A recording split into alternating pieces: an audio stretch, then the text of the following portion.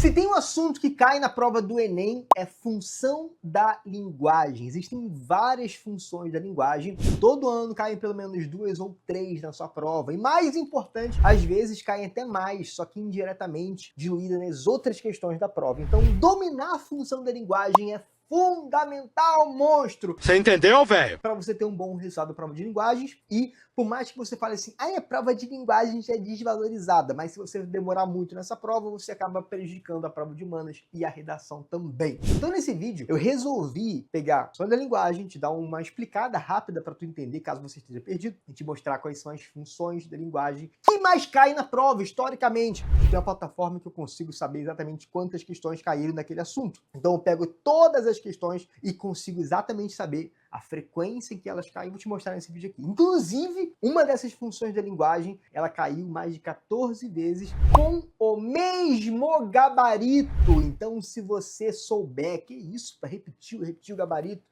por quê? Vou te mostrar também nesse vídeo aqui tudo isso. Só que eu quero realmente o seu comprometimento agora para entender funções da linguagem. Não deixa ninguém tirar o seu foco aí, beleza? Pega o papel, caneta e escreve assim, ó. Basicamente, o que significa funções da linguagem? O que é linguagem? É comunicação. Para ter comunicação, eu preciso pelo menos de 2 pessoas, né? Você não vai falar sozinho que você não é doido. Quando eu tô muito doido, eu não me controlo. Tem uma pessoa que fala e uma pessoa que ouve, aqui o ouvidinho dela aqui, beleza? Uma pessoa que fala, uma pessoa que escuta. E eu tenho, além dessas 2 pessoas, algo a ser comunicado. Então tem uma mensagem que vai ser comunicada.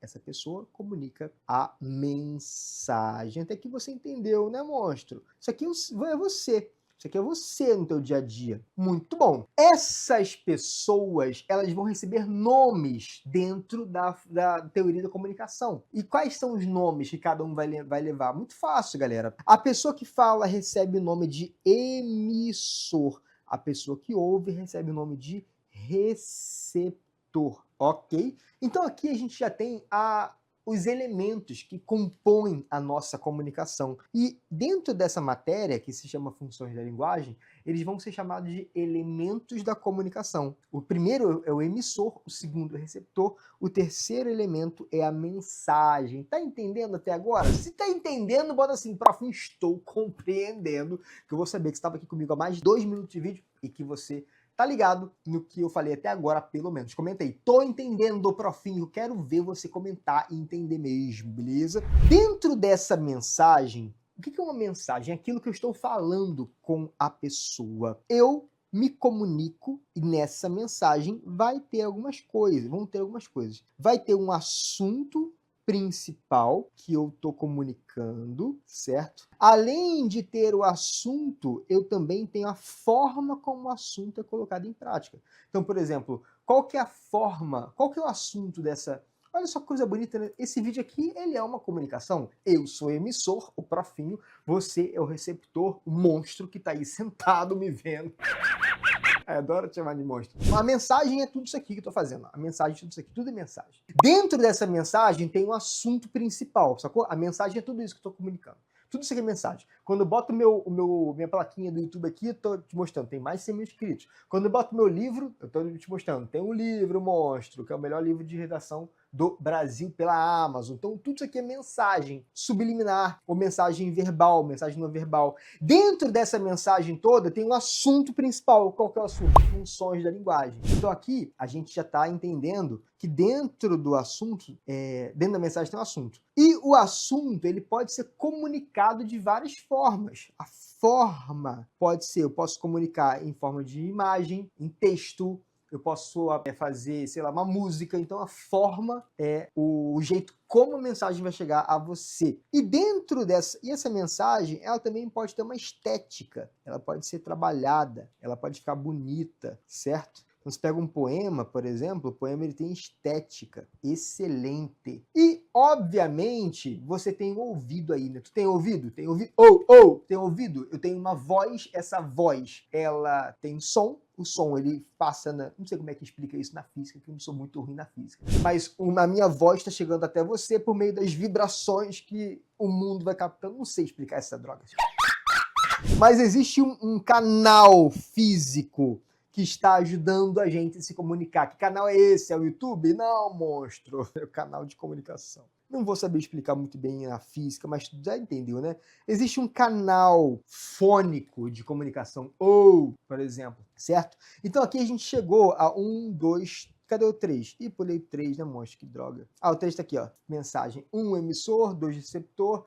O 3 é mensagem, 4 é assunto, forma, estética e canal. Pronto, são os elementos da comunicação estão aqui. E o que é a função da linguagem? A função... Agora vai começar o vídeo. Tá me enrolando? Para de dizer que eu tava enrolando, monstro. Tô te explicando isso aqui, porque eu sei que tem gente que não sabe estar parada. A função da linguagem, basicamente, é quando eu dou ênfase em um ou outro elemento. Então, por exemplo, tu conhece alguém? Bota aí nos comentários sim ou não. Conhece alguém que é aquela pessoa que, quando você vai conversar com ela, ela só fala de si mesmo o tempo todo é ela. Tu fala assim, caramba, eu vou fazer, né? Eu também. Caramba, eu comprei um Yorkshire. Ah, eu também comprei um Yorkshire. Caramba, eu vou viajar pra Disney. Ah, eu também. Ou seja, ela só fala dela mesma. Ou seja, a comunicação, ela está centrada na pessoa que está falando. Quando a comunicação está centrada nela que está falando, a gente vai dizer que existe um foco no emissor. E quando há um foco no emissor, nós dizemos que é uma função emotiva, ok? Então, para você entender, função emotiva é quando a mensagem está acontecendo, mas o foco da mensagem é no emissor.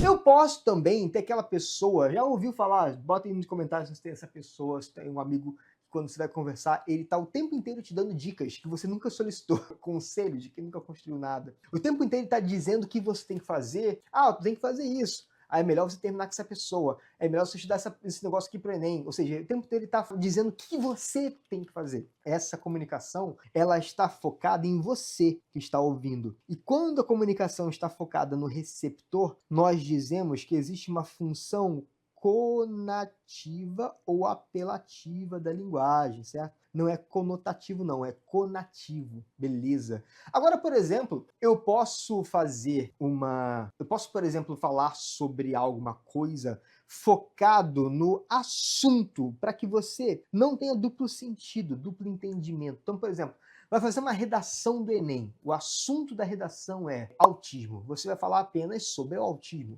Você não vai fazer um duplo entendimento, uma ambiguidade. Você quer muito que o seu corretor te entenda. Você quer ser claro, objetivo. Então, o foco é no assunto principal. Quando o foco é no assunto principal, nós dizemos que existe uma função.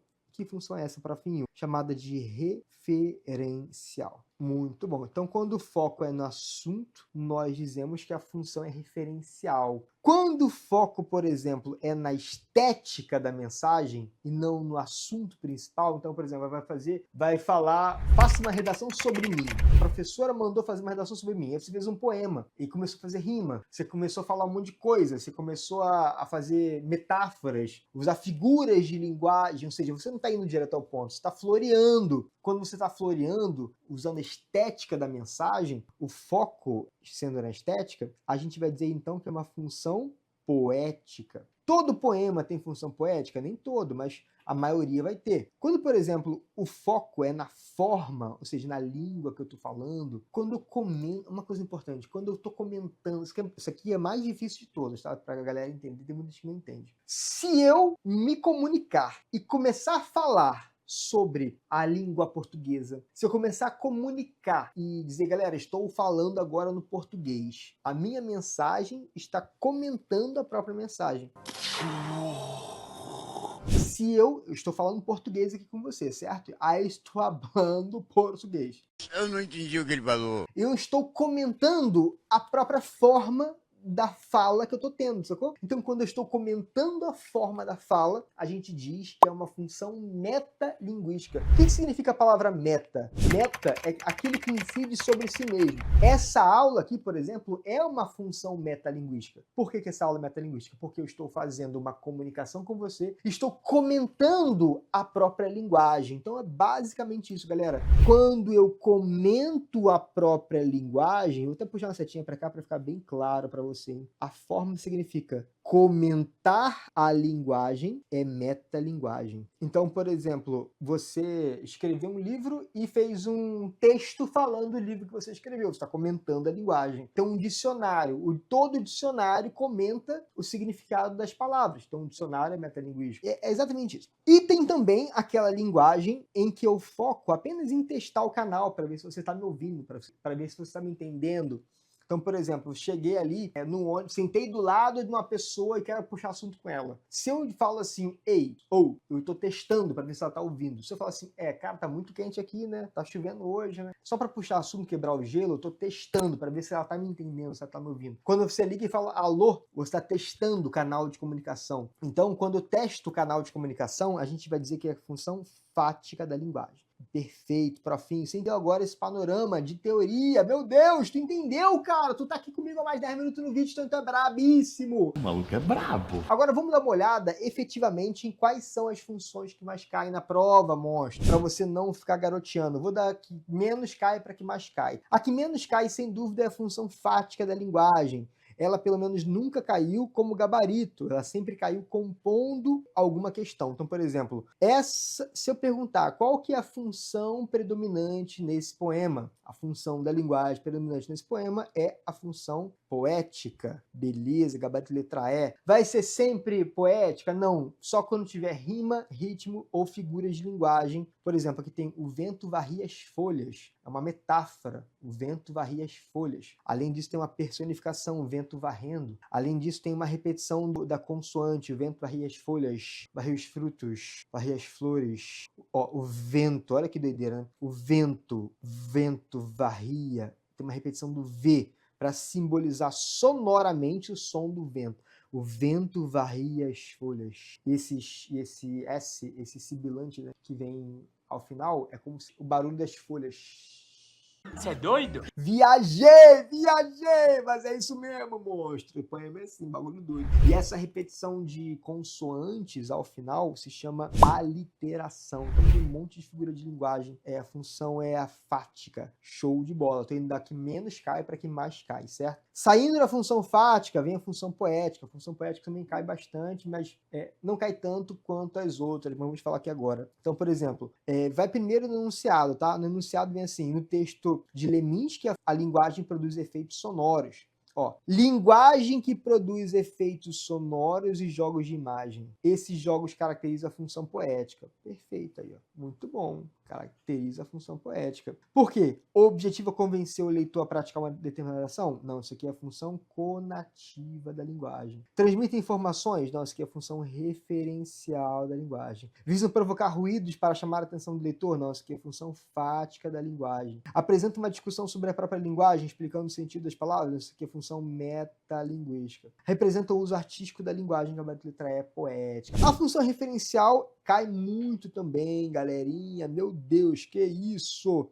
A função referencial cai mais do que a função poética, tá? Então, ó, se liga. Sempre começa lendo do enunciado. O cumprimento da função referencial da linguagem é uma marca característica do gênero resumo do artigo acadêmico. Na estrutura desse texto, essa função é estabelecida pela impessoalidade. Perfeito. Já te falei que um texto, uma função referencial, é aquela que foca no assunto principal. Então, não tem margem para dupla interpretação. É impessoal, gabarito letra A. Muito bom, a função referencial cai muito. E agora a gente vai entrar aqui, ó, na função emotiva. As que mais caem, sem dúvida, são começa com a função emotiva, tá, galera? Função emotiva, lembra que aquilo, quando eu sempre falo em primeira pessoa, quando eu sempre falo do eu, sempre falo em primeira pessoa. E quais são as formas de linguagem que a gente tem em primeira pessoa? O eu, o mim, os verbos conjugados em primeira pessoa, o sou, o contei, por exemplo. É um verbo em primeira pessoa, o sou é um verbo em primeira pessoa, o eu e o mim são pronomes de primeira pessoa. Então,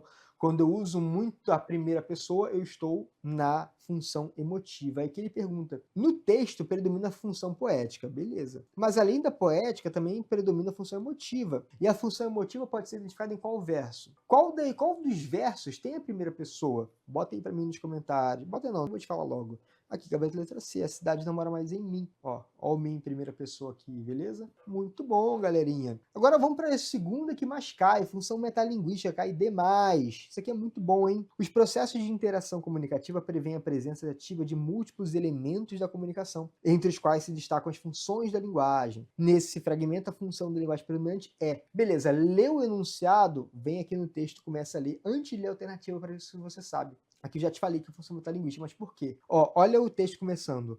Vou-me embora. Isso aqui não estava na questão não, tá, galera? Esse função metalinguística foi eu que coloquei. Óbvio que o texto não vai começar, o título do texto não vai ser função metalinguística. Isso aqui foi eu que coloquei, monstro. Sou foda!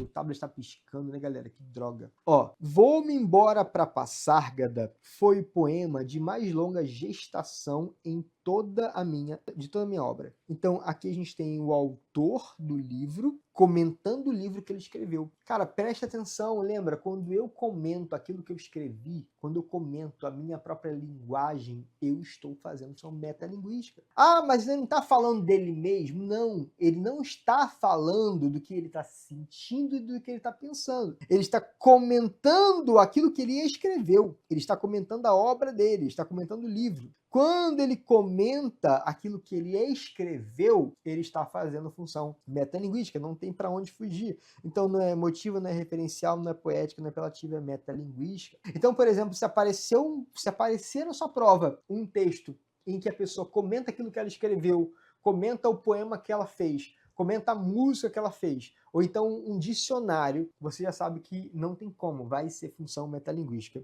E a que mais cai de todas, sem dúvida, é a função apelativa. E essa aqui, galera, pasmem, tá? Quando você identificar que é a função apelativa, existe uma chance muito grande de o gabarito ter a palavra conscientizar, tá? Não é 100%.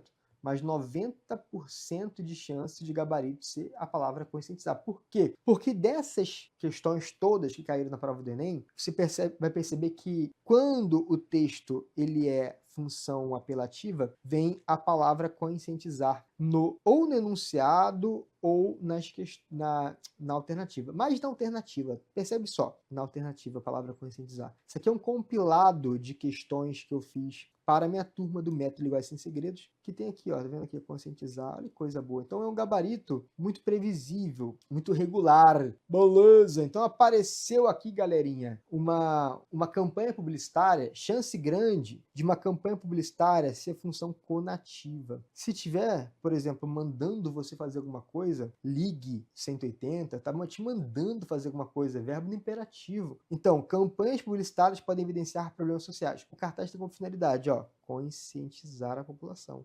Beleza, gabarito letra B de Brasil, muito bom. É óbvio que você não vai marcar cegamente, você vai ler o enunciado, as alternativas, fazer sua análise, mas já sabendo que chance grande de ser uma função conativa e ter o gabarito como conscientizar. Muito bom, parabéns por ter ficado até o final do vídeo, parabéns, gostei. Então comenta assim, sou monstro do conhecimento que chega até o final do vídeo. Bota nos comentários, eu quero ver tua cara, a cara do monstro do conhecimento. Então agora eu vou deixar um outro vídeo muito bom também, que vai complementar o seu estudo aí na prova do Enem. Clica nele e continua vendo, valeu, tchau.